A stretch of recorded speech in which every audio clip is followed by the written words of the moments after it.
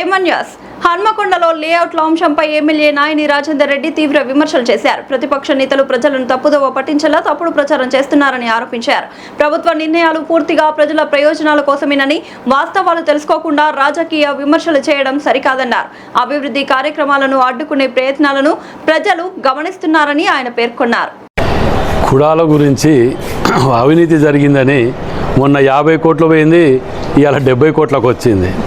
హన్మకొండలో press meet పెట్టి మాట్లాడే ధైర్యం లేక పారిపోయి వరంగల్లో బీఆర్ఎస్ కార్యాలయంలో పెట్టుకోవటం అంటే సిగ్గుచేటు.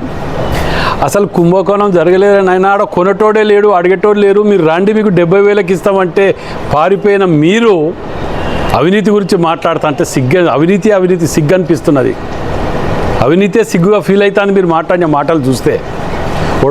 హోటల్కి ఇచ్చిన అంటాడు, వీళ్ళు మాట్లాడుకున్నారు అంటాడు. ఈ గాడ్పుల బాణాలు వేసి ఎన్ని రోజులు ఇట్లా బతికి మీరు మాయ మాటలు చెప్పుకుంటా ప్రజలు మోసం చేసుకుంటా తిరుగుతారా నాయన? నీకు నిజంగా చిత్తశుద్ధి ఉంటే మొన్న వేలంపాటలో కుడా ఆఫీస్లో పెట్టకపోతే మీ ఇంట్లో పెడతారా? కుడా ల్యాండ్ కుడా ఆఫీస్లో పెట్టకపోతే నీ ఇంట్లో పెడతారా? కుడా ఆఫీసులో పెట్టిర్రు వాళ్ళు. మరి పాట పాడిన దాంట్లో ఎవరు పైసలు కూడా కడతలేడు. ఎందుకంటే వైట్ అమౌంట్ కట్టాలి, 2 అక్కడ పరిసర ప్రాంతాల్లో డబుల్ బెడ్రూమ్ ఇల్లు ఉన్నది, ఇటు పక్కకు మున్సిపాలిటీ డంపింగ్ యార్డ్ ఉన్నది అనే ఆలోచనతోటి పైసలు కట్టేటోడు దిక్కులేరు నాయను అని మేము మొత్తుకుంటా ఉంటే మరి 150,000 పోయినది అని అంటాను కదా. ఎవ్వరు పైసలు కట్టలే ఇంతవరకు, ఒక్కలో ఇద్దరో కట్టినట్టున్నారు. మిగతా ఎవరు ఆక్షన్లో పాల్గొన్న డబ్బులు కడతలేరు, వాళ్ళు వద్దనే వెళ్ళిపోతున్నారు, పారిపోతున్నారు. మీ యొక్క మూర్ఖపు ఆలోచనలతోటి, మీ యొక్క బెదిరింపులతోటి. నువ్వు రా, మీ దగ్గర దోసుకున్న డబ్బులు ఉన్నాయి కదా మీ కేటీఆర్ దగ్గర, మీ దగ్గర ఆ డబ్బులు పట్టుకొచ్చి యాక్షన్లో పాల్గొనండి. ధైర్యం ఉన్నదా చూడండి. సిగ్గుసరం లేకుండా వచ్చిరాని మాటలు మాట్లాడుకుంటా మాయ మాటలు చెప్పి ఎన్ని రోజులు బతుకుతారు ఇట్లా? ఎంతమందిని మోసం చేయాలనుకుంటారు ఇట్లా? ఇక మీకు ఇంకోటి, ఇక అక్కడ హనుమాన్ టెంపుల్ పెట్టిన కాడ 5 స్టార్ హోటల్ అంటాను. అరే పిచ్చేదవా, 5 స్టార్ హోటల్ కాదు మేము తీసుకురాబోయేది శిల్పారామం, గవర్నమెంట్కి సంబంధించినటువంటి శిల్పారామం తీసుకురాబోతున్నాం. 5 స్టార్ హోటల్ కూడా ఏ హోటల్ వచ్చినా రాండి అంటే ఎవరు రాలే. 5 స్టార్ 7 స్టార్ హోటల్ హన్మకొండకు లేదు. ఇలా ఎయిర్పోర్ట్ వస్తుంది, అండర్ గ్రౌండ్ డ్రైనేజ్ వస్తుంది, కోచ్ ఫ్యాక్టరీలు అవి అవుతున్నాయి, పెరుగుతున్నది. ఇక్కడ 7 స్టార్ హోటల్ లేదు, 5 స్టార్ లేదు. వాటికి కూడా ఇన్వైట్ చేసినాం. సాఫ్ట్వేర్ కంపెనీ టవర్స్ కోసం ఇన్వైట్ చేసినాం. ఆఖరికి ఎవరు రాకపోతే శిల్పారామంకి ఇస్తున్నా ఎదవా. మీరు తెలియని వారిని వచ్చిరాని మాటలు మాట్లాడుకుంటా మాయ మాటలు చెప్పి బతకడం అలవాటు మర్చిపోండి. ఇంకా అవి మిమ్మల్ని ప్రజలు నమ్మే పరిస్థితులు లేరు.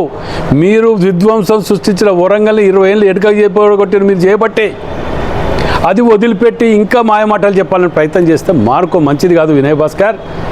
ఎందుకంటే నువ్వు చరిత్రహీనునిగా మిగిలిపోయినావు వరంగల్. ఎట్లాగో చేసేటోళ్ళని మమ్మల్ని నిజాయితీగా ఎక్కడ ఎవరి కకృతి పడకుండా మేము పోతున్నాం. ఇవాళ మమ్మల్ని ఆదర్శంగా తీసుకునే విధంగా మేము పోతున్నాం. నీదేమున్నదే, పొద్దుగా లేస్తే 59 జీవో అని అడ్డం పెట్టుకొని మొత్తం దాని మీద కూడా ఎంక్వైరీ చేస్తాను. ఇవాళ హంటర్ రోడ్కు 2,000 గజాలు 59 జీవో పెట్టి నువ్వు మీ తమ్ముడు కలిసి పెట్టి తీసుకున్నది ఇంకా మర్చిపోలే. అన్నీ బయటకు వెళ్ళినాయి. 1,00,000 ఉన్నాయి. ఇప్పుడే ఎందుకు పెట్టాలి? ఒకటెనుకోటి నీ భాగవతాలు అన్నీ బయట దిద్దామని ఓపిక పడతాను.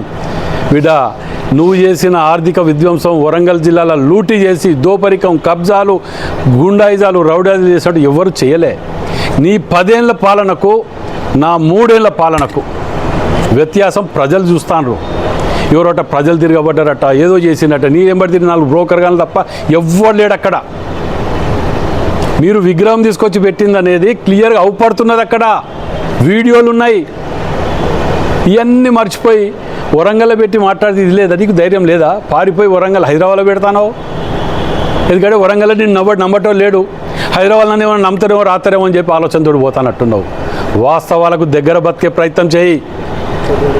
ఇక పక్కన కూడా చైర్మన్, వాడు మాజీ కూడా చైర్మన్, ఆయనది ఏంటి తెలియదు. ఆయన హిస్టరీ పొద్దుగా మొత్తం అక్కర్రాని వేసిన టైల్స్ తీసేయటం, గ్రిల్స్ పెట్టడం, రోడ్డు మీద ఏమైనా వస్తే మంచిగా బండతోటి కడతారు, గ్రిల్స్ పెట్టి పైసలు దున్నుకోవటం.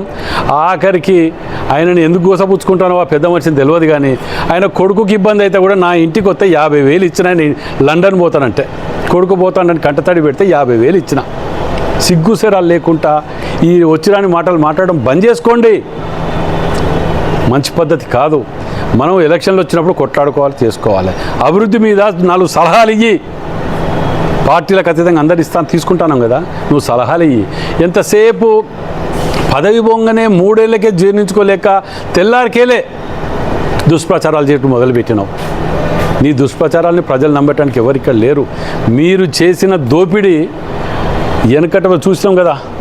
వెనకట దొంగలు అల్లిబాబా దొంగల ముఠ కానీ పోతే పూలాందేవి ఇటోళ్ళు ఉన్నారు కదా, వాళ్ళని మించిపోయిన దోపిడీ చేసి మెడ్రాస్లో తిరుపతిలో కమర్షియల్ కాంప్లెక్స్లో కట్టుకొని ఈ యొక్క మెయిన్ రోడ్కు 5 ఎకరాల బిట్టు నీ కుటుంబం పేరు మీద ఉన్నది కదా. ఇవన్నీ కబ్జాలు. నా దగ్గర నేను చేసినట్టు ఏదైనా ఒక్క ఖైదం చూపి, నేను 100 ఖైదాలు చూపించాను నీ మీద, ఒక్కటి చూపి నా మీద ముక్కుని ఎలగరాత్తా. నీ తిరిగా ఇవన్నీ చంపుకొని బతకట్టే రాజకీయాలన్నా లేకున్నా మేము షాన్గా బతకటోళ్ళం తప్ప నీ తిరిగా దిగజారిన బతకాల్సిన అవసరం మాకు లేదు.